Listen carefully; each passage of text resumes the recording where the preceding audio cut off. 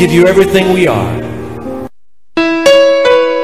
Jésus, viens, nous avons besoin de toi. Alléluia. Jésus, viens, Jésus, viens. Nous t'accueillons, Jésus, viens au milieu de nous. Nous t'accueillons, Jésus, viens au milieu de nous. Saint-Esprit, viens. Oui, viens. Madame, Monsieur, bonsoir. Bienvenue au sein de votre émission Lumière sur les ondes d'édition de ce vendredi 7 avril 2017. Ce soir, et comme dans toutes les éditions vespérales de votre programme, nous nous attardons sur un sujet très souvent posé tabou. Il s'agit de celui de la sexualité dans les foyers unis par le lien de mariage, sodomie, fellation et autres pratiques très souvent courues des films pornographiques peuvent-elles constituer un menu dans la consommation du mariage?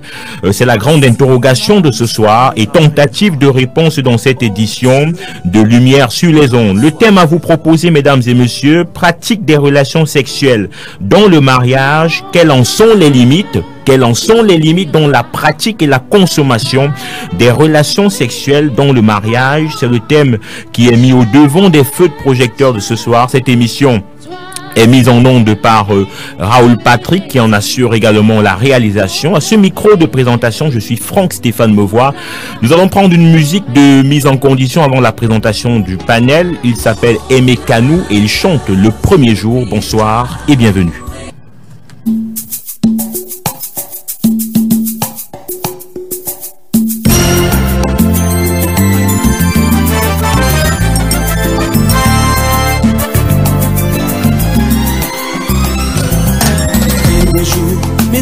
Sont posés sur toi. J'ai su que c'était pour la vie.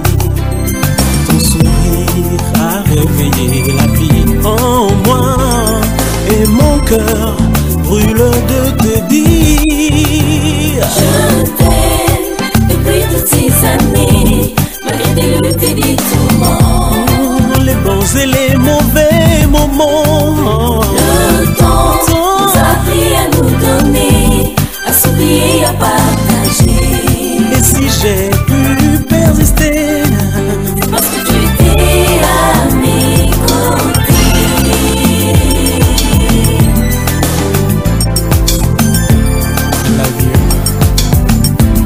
I love you, baby.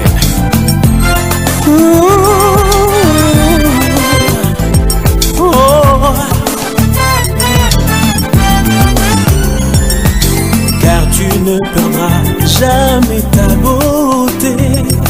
Tu es la plus belle dans mon jardin. Si un jour tu partais, je te rattraperai. Car toi et moi c'est pour la vie, Dieu nous a unis.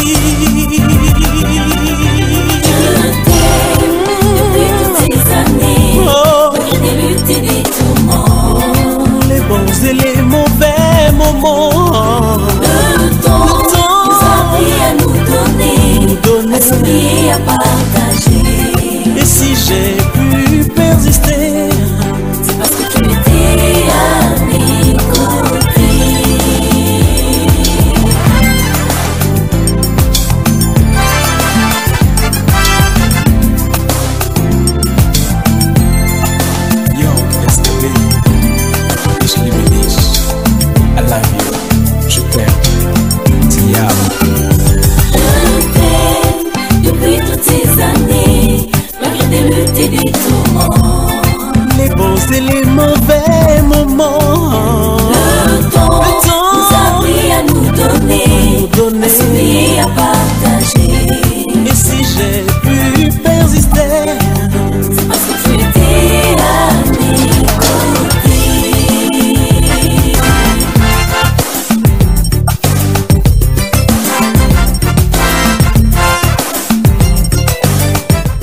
Retour dans ce studio après cette très belle chanson des Mécanos qui chantait le premier jour. Vous êtes connecté 99.6 FM, vous écoutez Radio Bonne Nouvelle, l'émission c'est Lumière sur les ondes.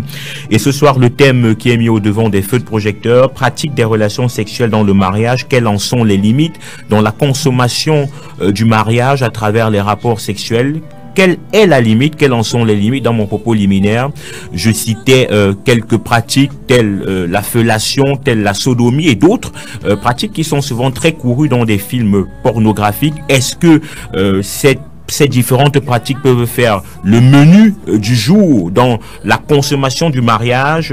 Et avec nos invités, nous allons donc aborder ce thème, souvent taxé et posé de tabou, mais nous avons osé ce soir pour en parler parce que il n'y a pas de tabou en ce qui concerne quand il faut apporter la lumière sur des sujets et sur des faits sociaux qui peuvent être mal ou bien. Nous, on en parle ce soir et c'est avec, bien entendu, 3 personnes dans ce studio. Honneur aux dames.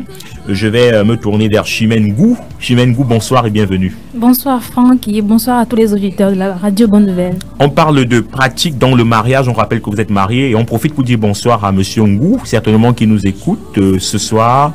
Merci d'être là avec nous, Chimène. Merci.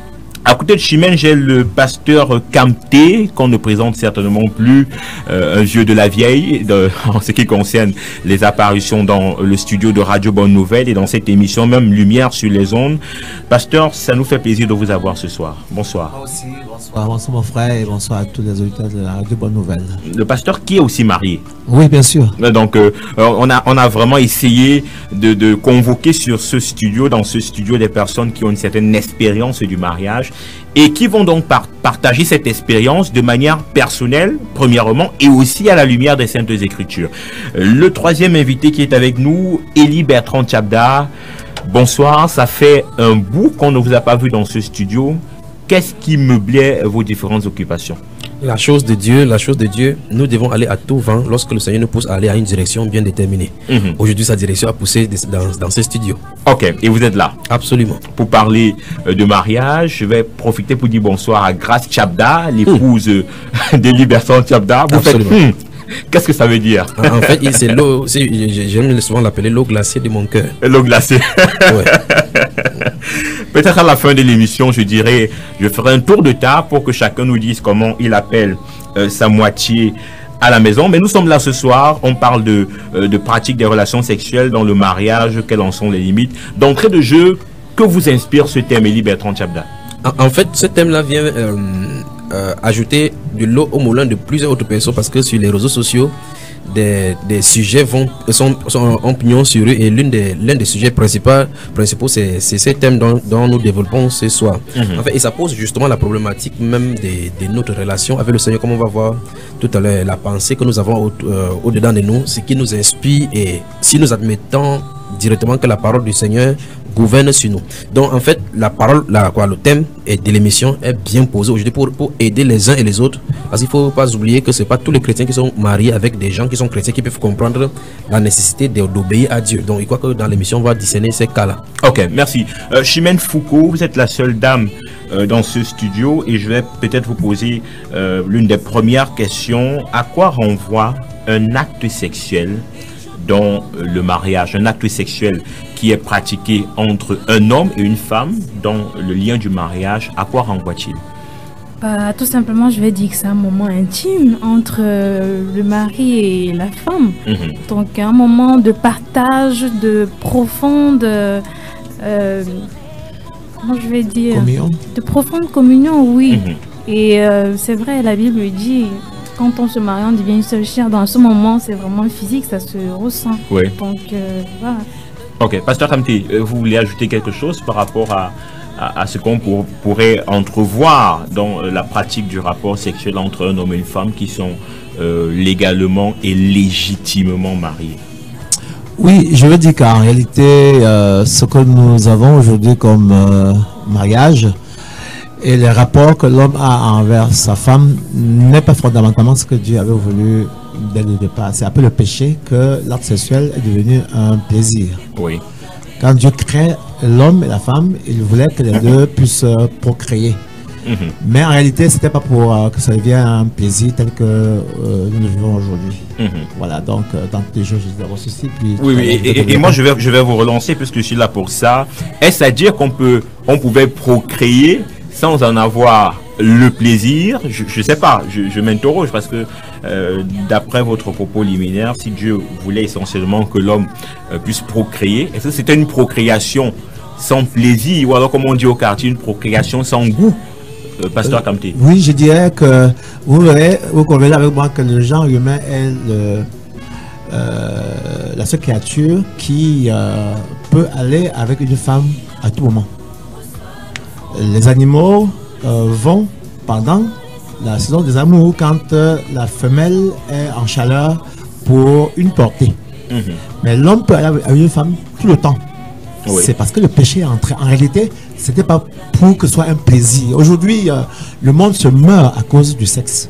Le monde se meurt à cause du sexe. Et parce que l'homme a brisé sa continuité d'avec Dieu, alors c'est devenu aujourd'hui ce que nous voyons. Donc la dépravation des mœurs, la pornographie et toutes ces choses-là, c'est terrible, c'est affreux.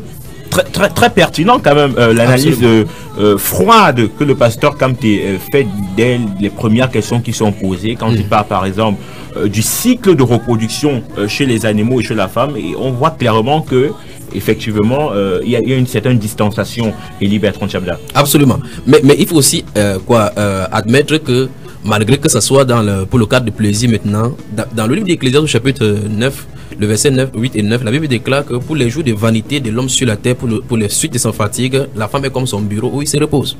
Donc, et vous voyez effectivement dans le livre de 1 Corinthiens au chapitre 7. C'est tellement écrit, c'est textuellement écrit tel que vous êtes en train de... Je crois qu'il va lire dans la version David Martin de 1855 ici dans ses studios. Oui. Permettez-moi de lire. La Bible déclare, verset 8 du chapitre 9 d'Ecclésiaste, que tes vêtements soient blancs en tout temps et que le parfum ne manque point sur ta tête. Puis il dit verset 9, je crois que les gens qui ont lu ce qu'on pourront lire, vis joyeusement tous les jours de la vie de ta vanité avec la femme que tu as aimée et qui t'a été donnée sous le soleil pour tous les jours de ta vanité, car c'est là ta portion dans cette vie. Et c'est ce qui te revient de ton travail que tu fais sous le soleil. Donc en fait, Dieu a donné la femme à l'homme pour récompense, c'est-à-dire le lieu de repos. Dans le livre des Proverbes au chapitre 5, il va dire que ses seins soient sans cesse nous enivrent de son amour. Pourquoi on doit aller chez l'autre étranger? Voilà pourquoi Dieu parlait de la fidélité. Donc malgré que dès le départ, comme le pasteur tient de l'expliquer, qu'à l'origine, Dieu n'a pas fait le sexe pour le plaisir, tant que nous avons le libertinage sexuel dans le plan parfait de Dieu initialement.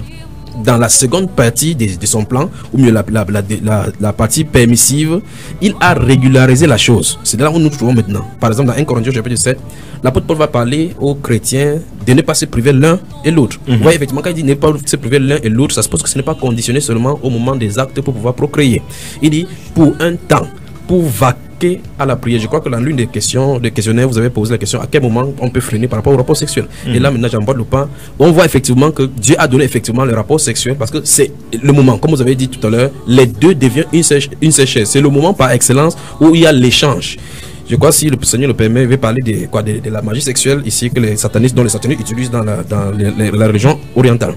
Ok, alors on a parlé à quoi renvoyait cet acte sexuel avec Chimène Gou qui nous a dit que c'était un moment vraiment intime entre l'homme et la femme, non seulement intime mais physique, mais que on pouvait voir en ce moment-là la parole de Dieu se réaliser quand elle dit que les deux formeront une seule chair. Le pasteur Kamté également renchérit par rapport à ce propos. Maintenant, Élie, je reste avec vous. Est-ce qu'on peut avoir la portée de cet acte sur le plan spirituel? En fait, c'est sur le plan spirituel, parce que l'on parle d'un plan physique. Non, sur le plan spirituel, à quoi renvoie le rapport sexuel? Le rapport sexuel parle d'abord de l'intimité. Et c'est la plus grande des portes. C'est pour ça que beaucoup de personnes sont possédées par les démons sexuels. C'est-à-dire, c'est plus développé dans le monde entier par rapport. Remarquez très bien que les industries comme Hollywood et autres là-bas dépensent des sommes faramineuses pour pouvoir créer des sites pornographiques et autres, de tourner des films pornographiques pour pouvoir. Enfin, je vais encore développer cela par rapport à l'hypophyse et les excitations pour donner des pensées mauvaises aux gens. Mais quand vous lisez le livre de Proverbes, vous commencez à voir que le Saint-Esprit, au travers du roi Salomon, commence à mettre en garde les jeunes hommes mettre en garde le jeune homme par rapport au rapport sexuel. Dans le chapitre 6, au chapitre 7, il va parler que les enseignements du Père soient dans ton cœur, garde-le, serre-le dans ton cœur pour que ça te préserve de la femme adultère, de la femme étrangère, celle qui a les lèvres doucereuses. Au chapitre 7, il nous montre effectivement comment, et au chapitre 6, le dernier verset, il parle effectivement que ce jeune garçon s'est mis à la suivre tout à coup, parce qu'on n'a pas le temps, j'aurais souhaité lire et développer là, tout à coup à le suivre comme un bœuf qu'on lit pour châtier. Il ne savait pas que son âme se dirigeait comme ça vers le séjour des morts. Remarquez très bien que dans ce livre là, il n'est pas fait état du fait que son corps part dans le séjour des morts, on dit son âme. Parce que la Bible déclare que donc à l'attachement sexuel, c'est le moment par excellence. 1 Corinthiens chapitre 6 nous dit quelque autre péché qu'un homme commet, c'est péché hors du corps. Mais celui qui pêche dans la fornication, dans l'immoralité sexuelle, pêche contre son propre corps. Puis il nous dit que tout notre corps, notre être, âme, corps et esprit soit irréprochable jusqu'à la venue du Seigneur Jésus. Donc en réalité, une personne qui va avec le rapport, c'est le moment d'intimité sur le plan spirituel. C'est-à-dire que nos thèmes spirituels, c'est fondre. Il y a la symbiose entre nous. C'est le moment par excellence où tout homme est doux. Vous voyez, le moment par excellence où la femme peut poser les problèmes à un homme qui est difficile. C'est le moment par excellence où vous faites cadre avec votre foyer là. Est-ce que vous êtes en train de nous révéler certains petits secrets pour nous dire que non, quand vous avez ce moment intime avec votre épouse, vous perdez vos moyens, c'est à ce moment qu'elle peut tout vous demander. En fait, je parle par expérience de la parole de Dieu. Nous avons vu dans la Bible comment Samson a dû vendre tout un peuple comme ça. Et même alors vous ne parlez pas de vous nous parlez des exemples de la parole. La parole, il ne s'agit pas de moi. La parole, il s'agit de la parole de Dieu dont nous allons parler par rapport à la parole de Dieu. Et nous avons vu beaucoup de présidents mourir à cause de la femme. Effectivement. Voilà. Alors, on rappelle aux auditeurs qu'ils peuvent participer à l'émission à partir de 19h précise au 243 07 56 32, le 243 07 56 32 ou alors au 699 49 37 90, 699 49 37 90. Vous pouvez envoyer des SMS ou alors vous pouvez tout simplement nous appeler pour contribuer à cette émission, pour poser une question. Le thème de ce soir, pratique des relations sexuelles dans le mariage. Quelles en sont les limites? À quel niveau on peut aller? Quelle est la barrière qu'il ne faut pas franchir? On en parlera également tout au long de cette émission. Alors, je vous ai entendu donner un exemple quand vous avez parlé de l'union sur le plan physique. Et d'ailleurs, la parole de Dieu le dit dans le livre de Corinthiens. Le péché qui est commis dans le corps, ça veut dire qu'il n'est pas extérieur, comme si quelqu'un allait voler ou allait emprunter quelque chose qui ne lui appartenait pas, mais ce péché est commis dans le corps. Alors dans le cadre du mariage, Chimène Foucault, avec un homme qui est marié à son épouse, j'entends souvent dire que lorsque le rapport sexuel se fait, c'est une adoration qui est faite à l'Éternel. Est-ce que vous partagez cet avis? J'ai entendu des personnes le dire, que c'est une adoration qui est faite à Dieu. Je dis bien dans le cadre du mariage, où l'homme va avec sa femme. Oui, tout à fait. Je suis d'accord avec cette façon de penser. Ça dépend de comment est-ce qu'on comprend cela. Oui. En fait, quand on dit une adoration, ça veut dire quoi? Tout ce qu'on fait, c'est pour la gloire de Dieu. Donc, à partir du moment où on entretient une relation sexuelle avec son mari, et qu'on le fait avec une rancœur dans le cœur, on le fait avec tristesse, avec, comment je vais dire, désamour. À ce moment, on n'est pas en train de le faire pour la gloire de Dieu. Or, quand on le fait, on prend bien son homme, on est content, tout le monde participe. C'est pas comme si c'est la femme qui est couchée là, elle fait aucun mouvement, elle est comme une statue. Elle lit le journal. Voilà, elle regarde les murs ou le plafond. Oui. À ce moment, c'est pas une adoration. Vous comprenez un peu. Donc, la femme doit participer. Elle doit également participer. Pour que ce soit une adoration. Exactement. Donc, si mon mari, lui, me caresse, moi également, je dois participer en le caressant également. Donc, à ce moment, on va dire c'est une adoration. Donc, Dieu est content de voir que ses enfants, justement, se plaisent dans la chose. Bien sûr. Ce qui n'est pas le cas pour tout le monde. Il y a des femmes qui se font violer. Donc, et prenez l'exemple d'une femme qui rentre du travail très tard et qui est très fatiguée. Elle s'est occupée des enfants, elle a fait la cuisine. Le mari qui rentre le soir, madame, j'ai besoin de toi. Donc, c'est pas évident. Et à ce moment, elle n'est pas préparée psychologiquement. Oui. Donc, elle ne va pas bien traiter son mari. Donc, ça, c'est aussi les difficultés qu'on rencontre dans les foyers aujourd'hui. Une femme qui est occupée par des activités. Donc, c'est un peu ça. Pasteur Kamti, avis partagé en ce qui concerne l'adoration qui peut aussi passer par le rapport sexuel entre un homme et une femme qui s'accordent d'ailleurs et qui sont dans le cadre légal et légitime du mariage. je me souviens que quand le Seigneur a dit, il n'est pas bon que l'homme soit seul. Oui. Je lui fais une lettre qui illustre son vis-à-vis. En fait, Dieu lui était seul. Alors il voulait, quand Dieu parle de cela, parlant de l'homme, en fait c'est de Dieu lui-même. Il était seul, il voulait un homme à son image. C'est pour ça que quand il va créer l'homme, il va dire, créons l'homme à notre image, selon notre ressemblance. Oui. Donc en réalité, l'Église est censée être l'épouse du Seigneur Jésus-Christ sur le plan spirituel. Mais ensuite, sur le plan physique, lorsqu'un homme va avec sa femme, et comme l'a dit notre soeur, et j'ai encouragé cela, quand vous êtes marié, normalement, et que vous avez le droit, et que vous n'avez pas brisé le cœur de votre femme avant d'aller avec elle, que vous l'avez entretenu, que tout va pour le mieux et qu'elle est d'accord, elle est consentante, et bien vous accomplissez une parole de l'Éternel. Parce que ce n'est pas nous qui avons créé le sentiment. Le sentiment, c'est pas moi qui ai créé le sentiment, c'est Dieu qui a créé le sentiment. Oui, absolument. Alors maintenant, si nous rentrons là où nous étions, si la femme rentre dans l'homme et que l'homme rentre en Dieu, alors tout le sentiment qu'on a sort de chez Dieu. Le sentiment d'amour et tout ça, c'est Dieu qui a créé, c'est lui qui a, c'est même lui. L'amour même est l'essence, Dieu est l'essence de l'amour, l'amour est l'essence de Dieu. Donc je veux dire quoi? Je veux dire que lorsque un homme partage ces moments d'intimité avec sa femme et qu'elle est consentante et que les deux sont d'accord, et bien ils accomplissent une portion de l'écriture. Effectivement. Je vais rentrer tout à l'heure sur le propos que j'ai dit au début. Quand je disais au début que quand Dieu a créé l'homme, c'était pour que l'homme et la femme, c'est pour qu'ils puissent pérenniser le genre humain. Et que ce n'était pas pour que ce soit, je dirais, le plaisir comme aujourd'hui. Je ne dis pas que maintenant, ce n'est pas un plaisir et que c'est méchant. Non. Je crois, le frère nous a dit, frère Jacques a dit, que dans la volonté permissible de Dieu, parce qu'au commencement, il n'était pas ainsi. Donc au début, il n'était pas ainsi. Mais après le commencement, comme il a dit, Dieu a ouvert ce qu'on appelle la volonté permissive. Et a laissé que ça puisse aller. C'est pour ça que David peut dire que David peut prendre 400, 500 femmes. Seulement peut avoir 3000 femmes. Dieu a laissé faire. Et Dieu était d'accord. Lorsque David va aller tuer Uri pour prendre sa femme, Dieu ne serait pas content parce que Dieu sait ce que c'est. Maintenant, je me dis que je crois que nous devions pouvoir tenir ce rapport.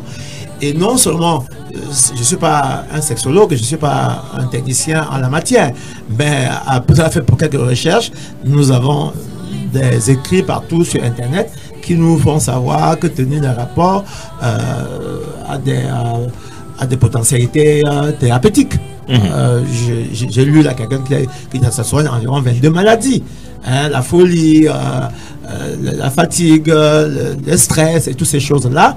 Les techniciens peuvent vous dire que non seulement on a ce plaisir physique, mais ça crée, ça procure pour l'homme d'être assez dégagé et d'éviter certaines maladies. Par exemple, j'ai appelé un médecin, un neurologue qui est venu à l'église nous faire une démonstration sur la prostate pour nous les hommes.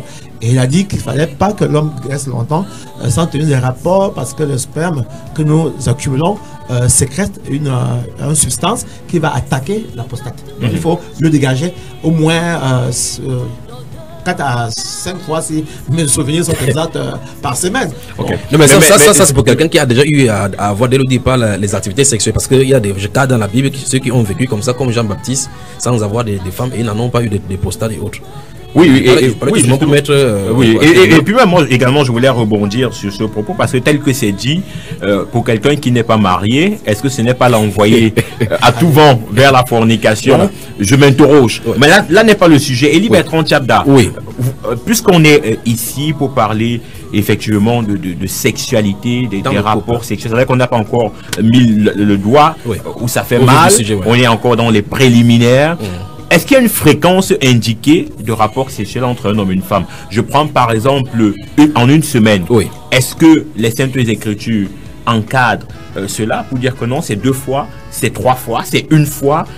Est-ce que la porte est complètement ouverte pour un homme qui va aller avec sa femme? Ou bien est-ce que, je sais pas, ça doit se faire tous les jours, ça doit se faire 2 fois, ça doit se faire 3 fois? Est-ce qu'il y a une logique? Est-ce qu'il y a un standard? Je vais aller un peu plus loin. Quel est votre exemple? Bon, de toute façon, comme j'évite chaque fois dans l'émission, c'est de parler de mon cas, je vais parler du cadre de la Bible. Oui. Vous avez parlé d'un mot préliminaire, ce qui est amusant et qui colle bien avec l'émission. Vous avez parlé que nous sommes encore dans les préliminaires. Oui. Et dans les préliminaires, justement, dans le couple, il y a toujours cette notion-là. Oui. Et tout à l'heure, la sœur a mentionné le cas où la femme travaille, elle est occupée aux soins et autres là-bas, et que quand l'homme rentre, il veut toujours foyer sans comprendre. Ça pose la problématique même de l'entente dans le couple, parce que c'est au cas par cas dans les couples. Il y a des gens qui s'entendent, il y a des gens qui font un mois sans le faire, des gens qui font 2 jours sans le faire, des gens qui font 4 fois par jour. Donc ce seront les performances de quelqu'un. N'oublions pas que une fois coucher avec une femme, une fois c'est égal un footing de 20 km. Oui. Donc ça veut dire si vous faites ça 4 fois, ça vous fait 80 km. Vous vous épuisez forcément. Vous vous épuisez forcément. Même si votre espérance de vie, sous la thèse que le pasteur Kamte venait de développer, peut être prolongée. Absolument. Bon, Absolument. Si Dieu vous fait grâce. Parce que, absolument. Oui. Non, mais je voulais toucher un autre point, puisque nous parlons dans le cadre du mariage. Balayons d'un revers de la main du fait que si les gens nous écoutent maintenant et qui ne sont pas mariés, ils n'ont pas droit au rapport sexuel. Donc ils auront seulement l'apostate. Donc la seule chose à faire, c'est se marier avant d'avoir droit au rapport sexuel. Sinon, la Bible appelle cela l'impurité, la fornication et tous les autres synonymes dont il y a alcool. Mais je vais dire ceci, c'est que il y a des gens dans les couples qui ont des rapports sexuels, mais qui jusque-là, ces rapports sexuels ne plaisent pas à Dieu, parce que les rapports sexuels là sont contre aux Saintes Écritures. Beaucoup sont ignorants, parce que vous voyez, nous sommes des dirigeants, et nous voyons. Vous voulez y a touché les limites? Non, pas encore les limites. Je vais seulement pointer du doigt un aspect dans le couple, c'est-à-dire que les gens peuvent être dans le péché étant dans le couple, parce que vous allez voir, un homme va dire je ne trompe pas mon épouse, mais pourtant dans l'oreille il trompe son épouse. Par exemple, il prend un homme qui est par exemple sur son épouse, par exemple, et lorsqu'il fait le rapport sexuel, il pense à une autre fille dans le monde. Oui. Vous voyez que spirituellement, il n'est pas en train de coucher avec sa femme, il a de coucher avec une autre personne. Et ça se passe justement. Le vrai problème, c'est qu'en réalité, beaucoup de personnes sont dans le corps de Christ sans être délivrées. C'est malencontreusement. C'est pour ça que nous voyons effectivement des couples qui ont toujours les tiraillements au point où la femme, il parle des couples chrétiens. C'est-à-dire qu'ils ont toujours la mésentente. Pour un petit sujet, il y a la mésentente. Il y a ce qu'on appelle les marine spirits qui sont en plein. Vous voyez effectivement, vous voyez un être humain avec sa femme, vous voyez qu'il y a un autre être au milieu d'eux. Donc vous voyez effectivement que dans le couple, si quelqu'un n'est pas délivré, sinon comment comprendre que dans un couple chrétien, un homme va laisser sa femme coucher, commence à se délecter des pornographies sur son téléphone ou bien dans l'ordinateur, alors que son épouse est là. Comment comprendre qu'un homme va laisser son épouse sur le lit, il va aller se masturber? Vous voyez effectivement qu'il y a quelque chose qui ne va pas. Donc il faut qu'on mette du doigt, on pèse l'abcès ce soir, parce qu'il faut que les gens soient délivrés. Donc si les gens expérimentent ces choses-là, il leur faut tout simplement la délivrance. On va y arriver. Ok.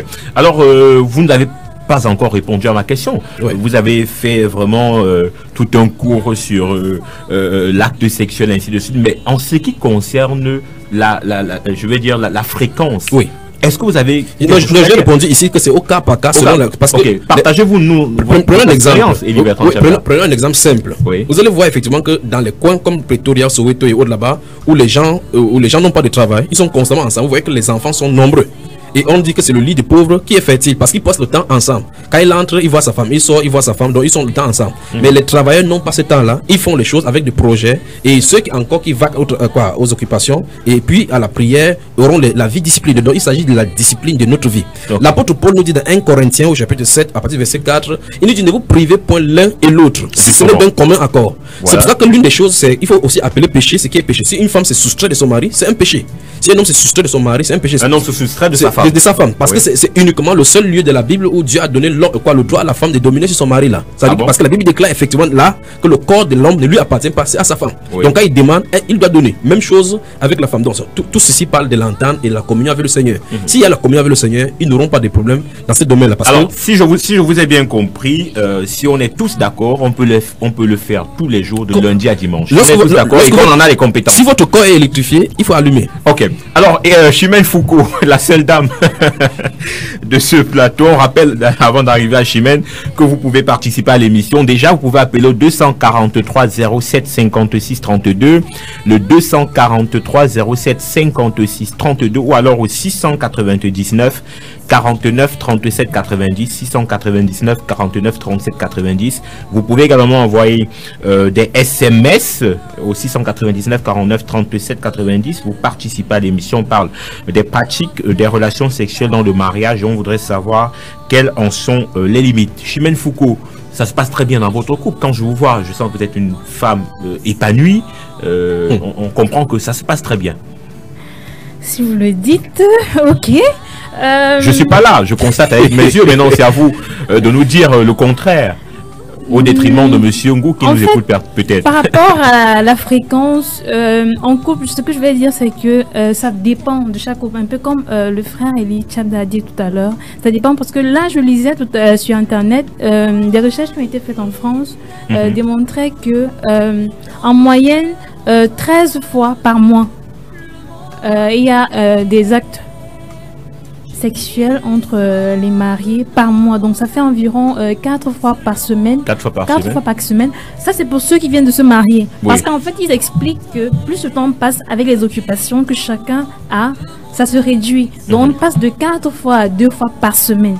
Ça, c'est en moyenne. Maintenant, ça varie. Il y a des gens qui ont des rapports sexuels tous les jours.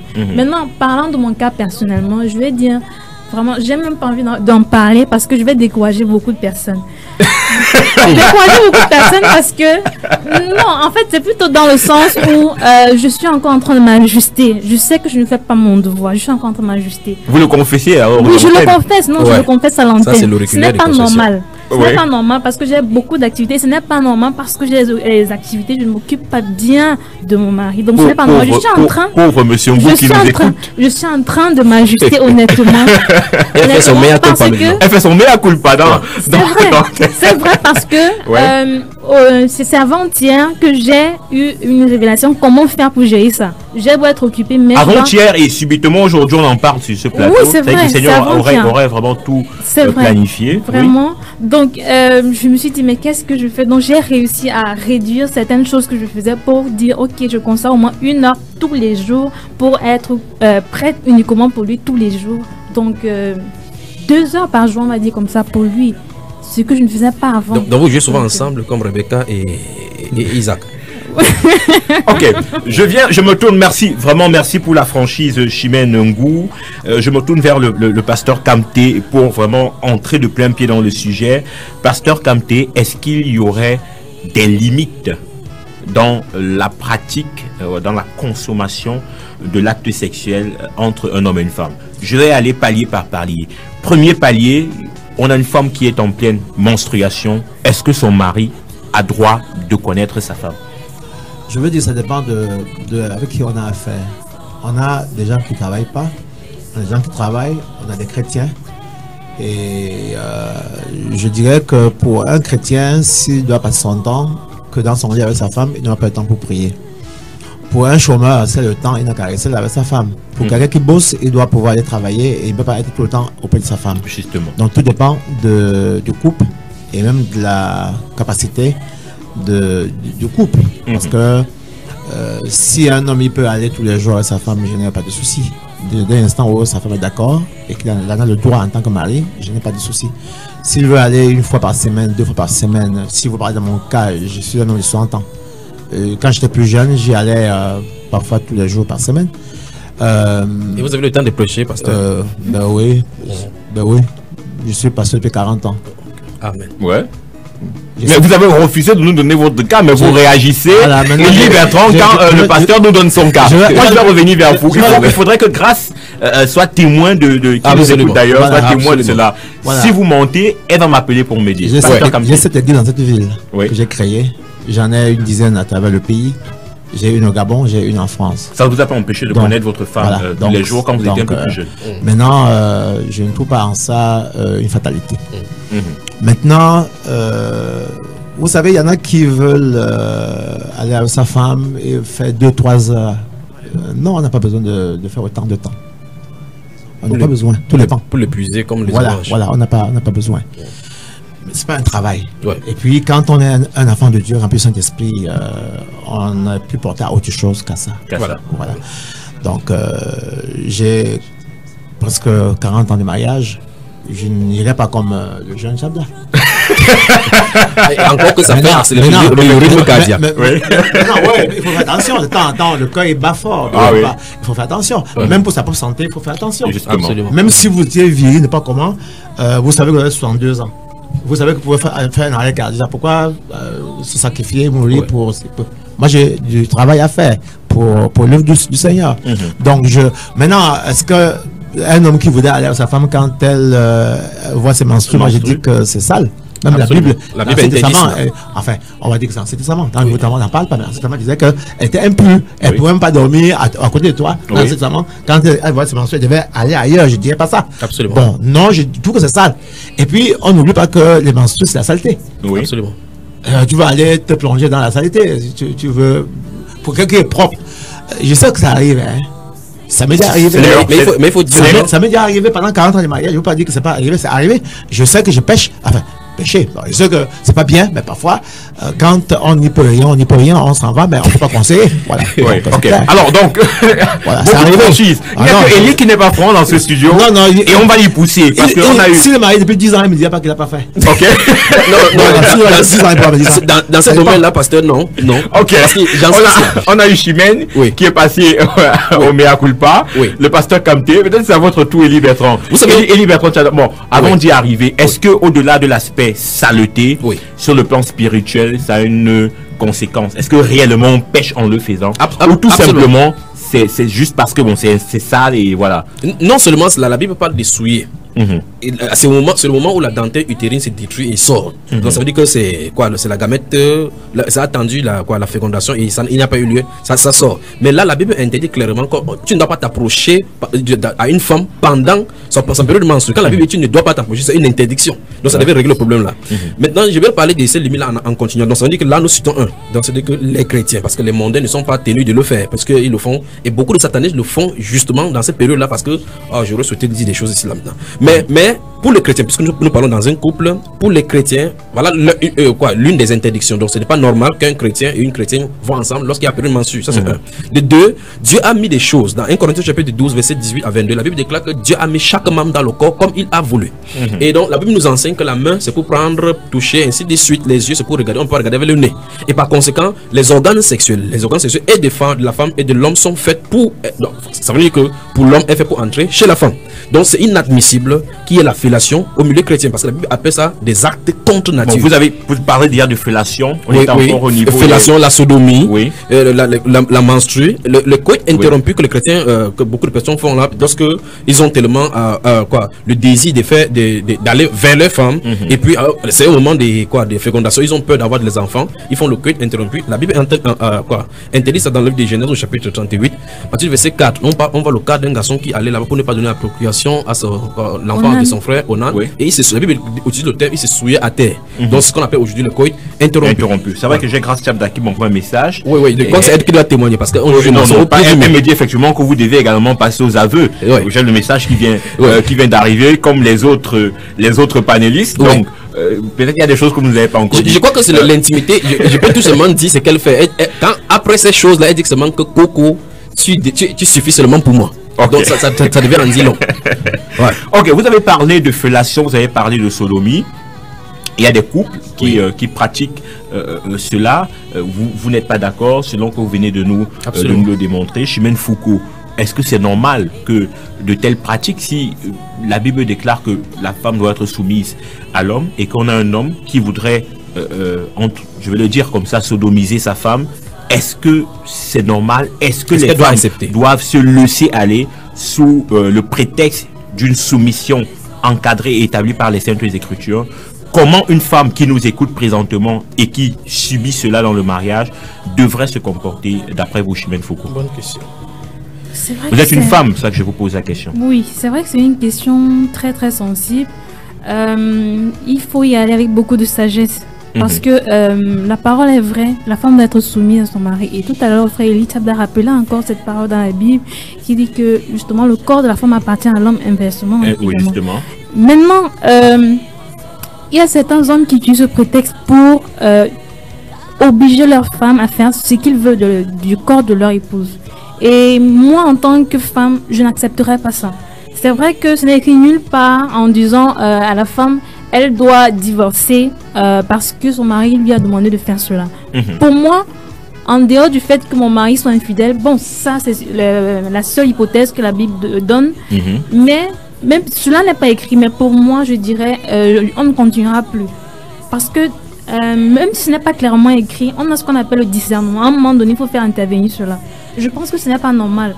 Dieu a créé le corps de la femme de telle sorte qu'elle va aller avec son mari d'une certaine façon. Donc, ce n'est pas à nous de changer la donne. Donc, moi, délibérément, je dirais non, ça ne passe pas. J'interpelle dans mon mari parce qu'il peut arriver qu'il ne sache même pas si c'est bien ou pas. Parce qu'il y a des femmes qui n'ont pas la grâce d'épouser des hommes chrétiens. Maintenant, si on a en face de soi un homme qui n'est pas chrétien, qui ne sait même pas ce que c'est que honorer Dieu et qui veut faire ce qu'il veut, ce qu'il regarde à la télévision, ce qu'il écoute ou alors ce qu'il partage avec ses amis, il a envie de mettre ça en pratique. Donc, à ce moment, je lui parle d'abord. Je lui dis, mon chéri, ce n'est pas normal de le faire. Voilà, la Bible dit ceci. Je ne veux pas le faire. Maintenant, s'il m'aime et par amour pour moi, il va arrêter parce que tout le monde peut se tromper. Maintenant, s'il insiste, il me dit, tu as l'obligation de le faire, sinon. À ce moment, je crois que ça va aller... Ok.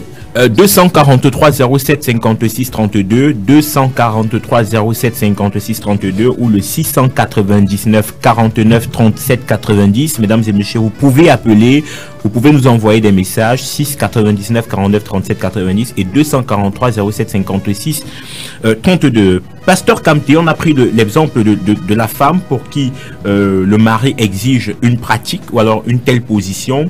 Prenons le cas aujourd'hui de la femme qui insiste qu'elle aimerait faire ceci ou cela avec son mari. Et très généralement, ce n'est peut-être pas vérifié, mais on taxe des hommes de pervers. Alors si un homme tombe sur ce genre de femme qui voudrait oser et faire certaines choses, lui en tant que mari, comment il devrait se comporter? Parce que là, on a eu le cas de la femme, maintenant on a l'homme. Comment il va se comporter si sa femme lui dit, bon, je voudrais qu'avec moi, ça se passe comme ça? Comment l'homme se comporte?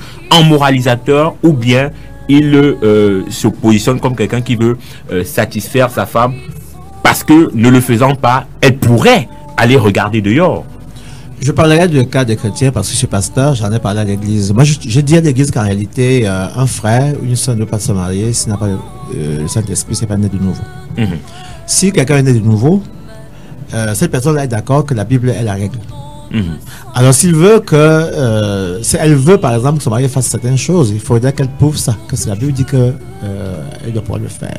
Il y a des frères et sœurs ou certains frères qui épousent ou certaines sœurs qui partent du monde, qui veulent se convertir. C'était des femmes qui faisaient plein de choses dans le monde, qui ont même monté des films pornographiques, des femmes qui, ma foi, a fait tellement de choses et puis elle se convertit.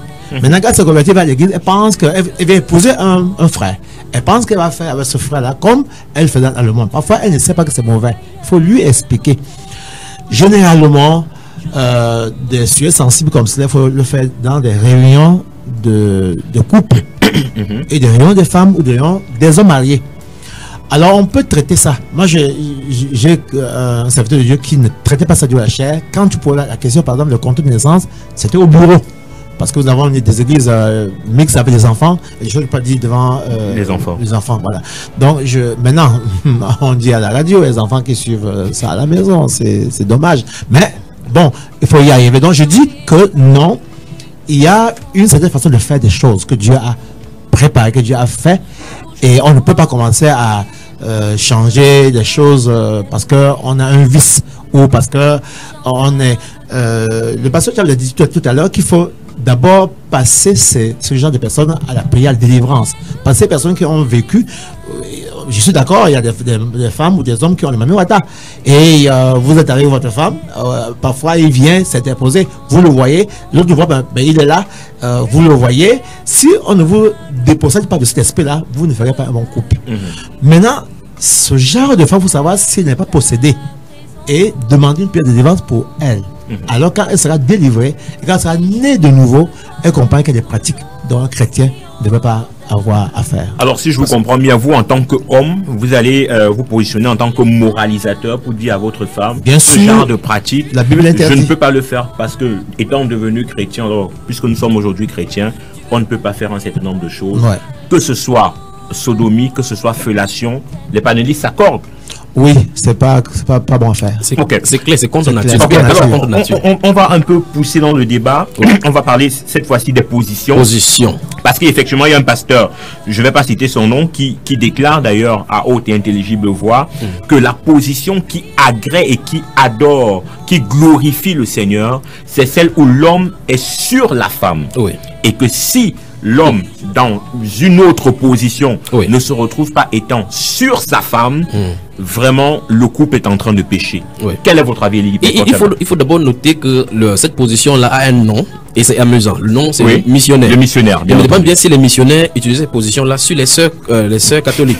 Donc ça pose problème. Déjà, d'où vient le nom missionnaire, position missionnaire? Ouais. Vous savez, vous ne pouvez pas prendre quelque chose qui n'est pas de Dieu et vous voulez faire que la Bible dit. Nous avons parlé clairement ici de sodomie parce que le principe de la Bible veut que chaque membre serve à quelque chose de bien précis. Dieu a voulu que les rapports sexuels se passent dans le cadre de l'intimité, que les appareils fonctionnent ensemble. De la même façon, nous n'avons pas utilisé notre bouche pour aller manger n'importe quoi. Il y a nos jeunes sœurs qui vont à l'étranger, on les pisse dans la bouche, d'autres couchent avec les chiens, bien que la Bible interdit cela. Maintenant, je vais dire tout simplement que si quant à ce qu'il y a de la position, vous voyez effectivement que la Bible ne parle nulle part de la position.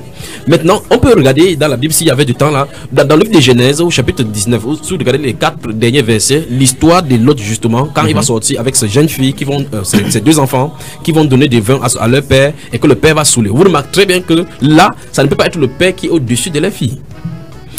Donc la Bible déclare qu'ils ont fait saouler leur père, fait boire du vin et ils ont couché avec le père. Donc forcément, le père n'était pas en activité, elle était inconsciente. C'est plutôt la femme qui était au-dessus. Bien que c'est Là, c'est une analyse propre à vous. Non, que vous le voulez ou pas, le père, lui, ne peut pas le faire. Maintenant, Parce autre chose. on dit souvent que l'alcool est un stimulant. Donc, on n'était pas là. Je dis ça que je dis, c'est une analyse propre à vous. Elie Oui, Bertrand. mais la Bible déclare qu'elle est allée coucher avec son père et puis elle a fait comme ça. Mais je vais avancer pour dire ceci. Il n'y a pas un seul verset biblique qui parle de la position, comme on dit Kamasutra ou quoi que ce soit, aller comme le cheval, aller quoi que ce soit. Il n'y a nulle part là. Alors, mais maintenant, il va toucher quelque chose. Oui. Le vrai problème, c'est au niveau des renouvellements des pensées. C'est comme nous voyons des chrétiens avec des films pornographiques. Il y a même un ancien d'église qui a conseillé un jeune couple de voir le film pornographique pour savoir comment faire l'amour. Non, mais c'est quand même terrible. Ouais, effectivement, dans le couple chrétien, il y a des CD chrétiens, des pornographiques, des romans pornographiques, bien que la Bible nous dise que tout ce que nous faisons, que ce soit pur, que tout ce que nous regardons, pensons ou faisons, que ce soit l'objet de nos pensées, que ce soit tout cela soit pur. Donc nous voyons qu'en réalité, c'est par la suite de la perversion de ce que Hollywood nous a montré qui nous permettent de faire cela. Parce que dans la Bible, il n'y avait pas de gens qui avaient ces problèmes que nous avons aujourd'hui. Parce qu'en réalité, dès le départ, nous sommes nés dans une société depuis le boom de la révolution industrielle de 1700. Depuis ce moment-là où la cinématographie est venue, au fur et à mesure, vous allez voir dans les années 1700, 1800, la femme va commencer à extérioriser son corps et Satan va utiliser le charme, puisqu'elle est faite pour charmer, pour séduire. Elle va commencer à illuminer les formes de la femme et par-dessus tout, vous allez voir effectivement dans les musiques mondaines, vous allez voir que les hommes qui chantent sont habillés, les femmes sont nues pour pouvoir exposer les formes. Or pourtant, ce sont des choses qu'on doit plutôt cacher. Et par conséquent, ça commence à produire dans l'hypophyse des gens de telle enseigne que on a une autre idée, un standard que ce n'est pas propre à la sainteté. Effectivement. Alors, Chimène Foucault, vous êtes d'accord avec Elie Bertrand Tchabda, la position importe parce que ce pasteur, lui, il maintient et soutient mordicus que la position, si l'homme n'est pas au-dessus, le rapport sexuel est une abomination pour l'Éternel. Je suis pas d'accord à 100% avec le frère Elie en disant que la position importe peu. En fait, ce que je vais dire, c'est que ça dépend. Ce que Dieu peut te dire, il ne peut pas me le dire. Donc ça varie de comment est-ce que Dieu parle. Et surtout quand ce n'est pas écrit expressément dans la Bible. À ce moment, il faut faire très attention. Il faut faire maintenant il faut avoir le discernement. Donc maintenant, quelqu'un peut Dieu peut parler effectivement à ce pasteur. Voilà, moi je voudrais pas que tu fasses comme ça avec ton épouse. Maintenant, il faudrait pas que ça devienne une doctrine, qu'il impose ça à ses fidèles. Ouais. Dieu parle de façon différente. Non, mais là, permettez, là c'est un pasteur et il dit que Dieu lui a déclaré cela. S'il avait posté pour lui, il aurait dit que Dieu lui a déclaré. Mais là, si vous dites que si Dieu lui a déclaré et si c'est Dieu qui lui a dit, on est tenu d'écouter cela, même si ce n'est pas écrit. Non, à ce moment, il faut revoir sa position. Si Dieu lui a dit, mais est-ce que Dieu lui a dit pour que ce soit une vérité, une doctrine universelle? Exactement. Là, justement, à ce moment, j'ai un problème parce que si réellement c'est Dieu, il faudrait bien qu'il révèle ça d'une autre façon aussi aux fidèles. Il faudrait pas que ce soit lui seul. Parce que sinon, tout le monde va se lever un matin et dire Dieu a dit dorénavant que vous vendez tout bien, vous me donnez. Dieu a dit, non, ce n'est pas ça. De toute façon, toutes les révélations sont encadrées par les Saintes Écritures. Okay. Voilà, alors, donc je disais, à un moment donné, il faut avoir le discernement. Nous savons très bien ce qui s'est passé dans la Bible avec Osée, dans l'Ancien Testament.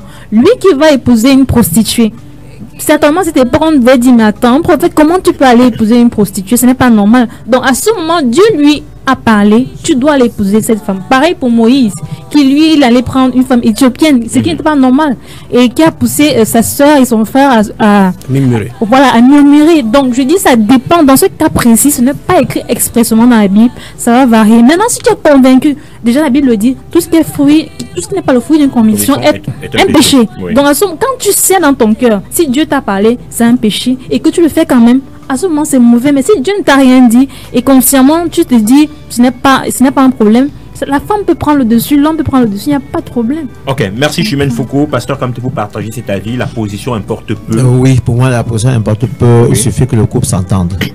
Voilà. Ok, alors on va prendre ces messages qui nous sont arrivés. Bonsoir, débat très intéressant, mais j'aimerais bien que les pasteurs qui qualifient les menstrues de saleté et interdisent les pratiques d'actes sexuels en cette période le soutiennent au travers des versets bibliques, s'il vous plaît. Cela rendrait plus crédibles leurs arguments. Le message est signé de Kevin Nana qui nous envoie donc ce message. Donc on va prendre un autre message également. Shalom à vous en studio. C'est vrai que 1 Corinthiens 7:5 dit ne vous privez point l'un de l'autre si ce n'est d'un commun accord pour un temps, puis retournez ensemble de peur que Satan ne vante par votre incontinence, mais nous ne devons pas en abuser. Dans un couple, les rapports sexuels nous donnent de former une seule chair. Oui, c'est vrai. Il a été dit aller et remplissez la terre, mais ça ne nous donne pas l'un d'entre eux de pratiquer les œuvres de chair, impudicité et autres. Pour limiter ces actes sexuels, il faudrait d'abord un bon planning familial. Il faudrait que les deux se découvrent autrement avec les balades, les sorties et que chacun fasse ce qu'il doit faire. Sachons qu'aucune tentation nous est survenue qui ne soit humaine, donc que chacun d'eux fasse les efforts d'être fidèle. Manuela Joyce qui nous envoie ce message, c'est pas une question, c'est plutôt une contribution, mais on revient à la question d'auditrice. Est-ce que le verset biblique, pasteur Kamté, il est trouvé dans Lévitique chapitre 18, le verset 19? Je crois que le pasteur Kamté peut lire ici, ça se trouve là-bas. Bon, okay. Oui, c'est chapitre 18, le verset 19. Okay. Parce qu'il a le résultat assemblée dit qu'on dit cela pour soutenir. Oui, Lévitique 18, verset 19. Verset 19. Allez, on va lire très rapidement. Voilà, tu n'approcheras point de ta femme durant la séparation de sa souillure pour découvrir sa nudité. C'est ce qui est écrit dans la version seconde, dit que tu ne m'approchais pas pendant la période de menstruer. Okay. On espère que Kevin Nana a bien écouté. Lévitique chapitre 18, le verset 19. Verset 19 pour en être éclairé. Parce que comme tu voudrais lire autre chose. Non, ok, bon, c'est bon. On va poursuivre cette émission. Il nous reste quelques temps, quelques minutes.